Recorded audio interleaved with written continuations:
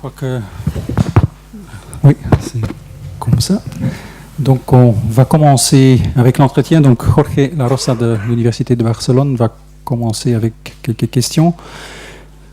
On va voir où on va arriver et puis on va voir comment ça se fait. Et vous pouvez intervenir aussi dans l'entretien, hein, si vous voulez réagir sur des réponses ou sur des questions, hein, c'est toujours possible. Il y a un micro qu'on peut...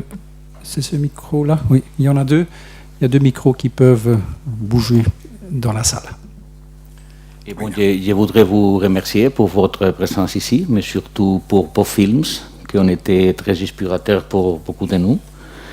Et comme vous savez, on a organisé un séminaire demain et après-demain, qu'on a titulé le film comme recherche, le film comme expérience de pensée, comme geste public. Et on pourrait commencer, si vous voulez, pour cette dimension de recherche, cette aventure, une aventure de la pensée, de la conscience, une aventure de soi aussi.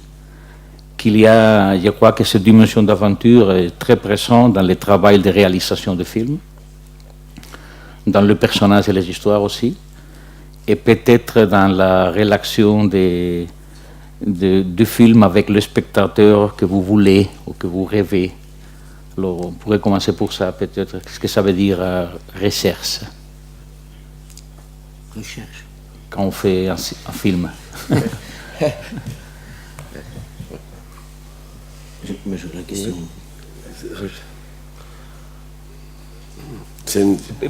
Il peut préciser un petit peu la question, si vous voulez. Oui. Ouais. Et dans les discours de ce matin, vous avez commencé à parler de l'attention. Vous avez répété plusieurs fois l'expression « il faut être attentif ». Et après ça, vous avez fait, que j'étais très ému avec ça, vous avez fait la liste de tous vos personnages, de Igor jusqu'à Claudie. Alors, on pourrait peut-être parler de ça. Qu'est-ce que c'est ça, de faire un film guidé pour l'attention, de construire un personnage, pas pour l'invention, il y a invention, bien sûr, mais c'est une invention guidée pour l'attention, pour cette chose que vous avez dit ce matin, d'être attentif. C'est plus facile à dire comme ça qu'à expliquer. Mais on va répondre à deux. Donc, je vais peut-être... Dans ce que je disais ce matin, dans le bref petit texte que j'ai lu, lorsque je parlais d'être attentif, je voulais dire donc attentif aux gestes de nos personnages, attentif à leurs répétitions. Je pense que c'est parce que dans notre travail, ça tient aussi en partie de l'intuition, mais enfin pas seulement. C'est de dire que quand évidemment il y a un scénario, et la plupart des films au niveau dramatique respectent le scénario tel qu'il est écrit. C'est-à-dire la trajectoire des personnages dans le film est la même que celle qui est écrite dans le scénario. Mais quand on est sur le plateau avec les comédiens, d'abord, avant de tourner dans les répétitions, parce qu'on répète pendant un mois et demi, avec les comédiens avant de commencer à tourner, on a le sentiment qu'il faut laisser aussi venir les choses vers nous et de ne pas tout de suite les enfermer dans un présupposé qu'on aurait et qu'on aurait construit entre nous. Ça ne veut pas dire que parfois on ne le fait pas aussi, mais on aime que ce qu'on va filmer soit le résultat d'un travail sur le plateau, c'est-à-dire le résultat d'un... Oui, en fait, c'est le résultat de deux présences, si je puis dire. Il faut arriver à ce que ceux qui vont être Roger, Igor, Lorna, soient présents. Et que nous aussi, on soit présents. Et je pense que pour être présent sur un plateau, enfin, ce que je dis, c'est pas non plus des vérités, ce sont des hypothèses de travail, et puis c'est valable pour nous. Hein. C'est peut-être pas valable pour d'autres personnes que nous.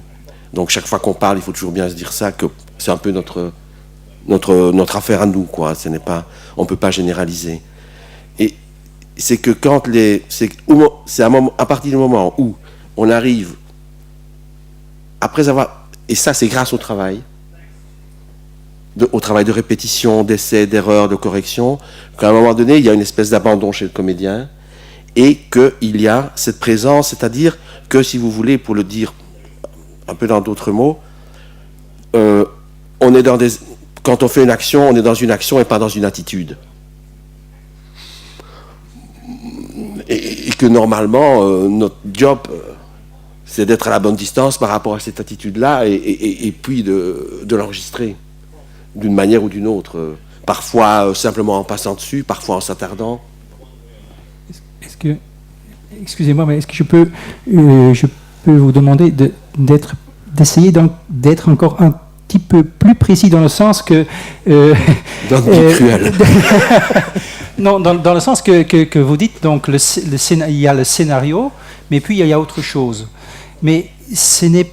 Donc quand on lit les scénarios qui sont publiés dans votre livre, en fait, et quand on regarde le film, c'est très très strict. Donc c'est presque littéral que ce qui s'écrit, enfin c'est pas la même chose écrire et voir bien sûr, mais qu'est-ce qui est le rapport entre donc ce scénario et ce qui se passe, parce que maintenant vous dites il y a quand même encore quelque chose qui se passe sur le tournage, il y a quelque chose qui est là, il faut être présent parce qu'il y a quelque chose qui se passe encore là, qui d'une certaine façon n'est pas dans le scénario. Est-ce que, je ne sais pas, j'essaye de comprendre un peu ce que c'est. Parce que quand je lis les scénarios de Fils par exemple, il paraît que c'est très très détaillé déjà, très très... C'est-à-dire... je sais pas, c'est trouver aussi un... Si on voit par exemple la scène que vous avez choisie dans Le Fils, je pense qu'elle est très proche du scénario. Mais par rapport à ce duel, c'est un duel, un peu comme dans un western, hein, autour de la mesure, autour de la distance, et le père d'un enfant qui était tué et l'assassin. Il y en a un qui sait, l'autre ne sait pas. Et nous, le public, on le sait. C'était de trouver, pour donner l'intensité de cette scène où... c'était ce que j'ai dit tout à l'heure. Et puis, en fait, c'est de trouver, à un moment donné, le rythme juste pour donner le sens. Enfin, le rythme juste. Le rythme qu'on pense, à un moment donné, le rythme, c'est ça. C'est prendre... C'est de décider... on va filmer l'entièreté de l'action, de la mesure. Parce que ce qui se joue à ce moment-là, c'est la mesure. Et il faut que ce soit matérialisé, que le matériel de la mesure soit là. Ce n'est pas, on ne peut pas, alors qu'il y a d'autres moments où on choisit de faire des ellipses, là il nous a semblé qu'on ne pouvait pas faire une ellipse à l'intérieur de cette scène. Et qu'il fallait qu'elle soit tournée, que si vous voulez, le temps de la scène soit le temps du tournage. Voilà, et qu'à l'intérieur de ça, bon, il y a un rythme à un moment donné qui se trouve, et à un moment donné, on dit c'est ce rythme-là qui donne la meilleure quintessence, la meilleure manière d'ouvrir vers le public ce que nous, on veut dire à ce moment-là. Yes, please. In Frans, sorry, maar onze Vlaams is niet goed. Ik denk het beter voor u als we spreken Frans. Mais je crois aussi, pour dire la même chose que Jean-Pierre, que le plan ne peut pas être une ellipse de l'action. Le plan, dans cette scène, il doit être l'action totale. Et pas être le signe d'une action. Il fallait que la mesure soit complète. Que la confrontation ne comporte pas de moment qui échapperait à la caméra, donc au spectateur. Et que peut-être attentif, c'est peut-être aussi quand on est attentif à quelque chose qu'il y a aussi quelque chose d'autre qui apparaît. Ouais. C'est peut-être ça aussi. Quand enfin, oui, tout le monde a pu faire cette expérience à un moment donné dans sa vie.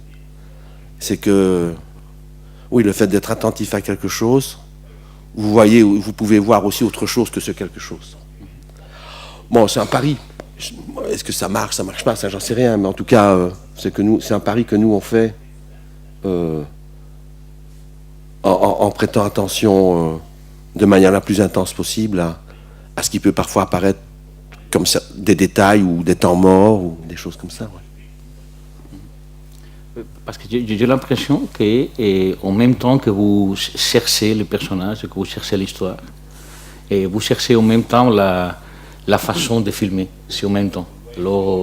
L'attention au personnage, l'attention à l'histoire, et l'attention à quelque chose de nouvel qui peut apparaître dans les procès, mais c'est aussi mesurer la distance. Et je voudrais peut-être parler un petit peu sur ça, parce que nous avons grandi avec cette idée de la distance critique. Je crois que dans le cinéma, c'est plus important la façon de s'approcher que la façon de prendre distance. Et qu'est-ce que décide l'approche? Par exemple, la distance de Rosetta, c'est complètement différent de la distance de Lorna. Alors je pense que peut-être les Dardenne sont très intéressés à Rosetta, mais ce n'est pas le même type d'amour qu'ils ont pour Lorna. Alors je crois que dans Lorna, c'est l'amour qui donne la distance. Vous voulez montrer à la juste distance le silence de Lorna. Et à Rosetta, il y a une autre volonté. Il y a une volonté de presser les corps, de donner une sensation de... Ouais. Oui, puis Lorna est plus secrète. Ouais. C'est une femme qui échappe plus, enfin, apparemment, en tous les cas. Elle est un peu plus loin de nous. Elle a des secrets. Elle voudrait bien que Claudie ne meure pas. Elle voudrait bien avoir l'argent quand même pour se marier. Elle voudrait bien que Fabio ne sache pas la vérité. Donc, c'est quelqu'un qui a des plans, qui est un peu compliqué, qui a des tiroirs dans le cerveau, qui a des chambres séparées. Tandis que Rosetta, elle veut du travail et c'est fini. Enfin, c'est fini.